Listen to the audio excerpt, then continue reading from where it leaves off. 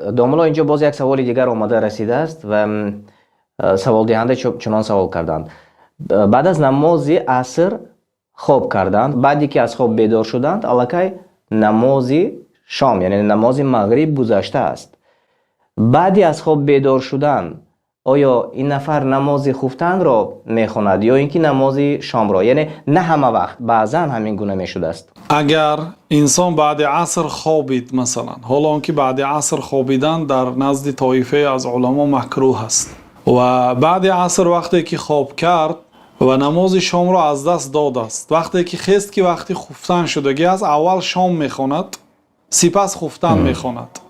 барои он ки инна солата канат алал муъминина китабан мавқута, намоз барои мусулмонҳо фарзи муваққатӣ ҳаст, яъне вақту соат дорад, ҳадду ҳудуд дорад.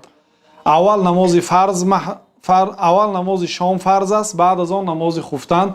бинобар ин вақте ки қазо шуд, аввал шомро мехонад, сипас хуфтанро. Аллоҳу таъала аълам. аммо домло дар ҷойҳои мо, бештар дар тоҷикистон, вақте ки намозро фаромӯш мекунанд, мехезанду аввал намози фарзие ки вақташ омада расидааст онро мехонанду ва баъд аз он масалан мағриб. ин чӣ гуна мешавад? ин фақат дар як сурат чунин мешавад ки инсоне ки намози шомро, яъне мағрибро қазо кардааст, таҳорат карду ба масҷид омад ки қомат ба намози хуфтан гуфта шуд. дар ин сурат намози хуфтанро бо нияти нафл мехонад, барои он ки дар як ҷамоат ду хел намозгузоро бояд набошад.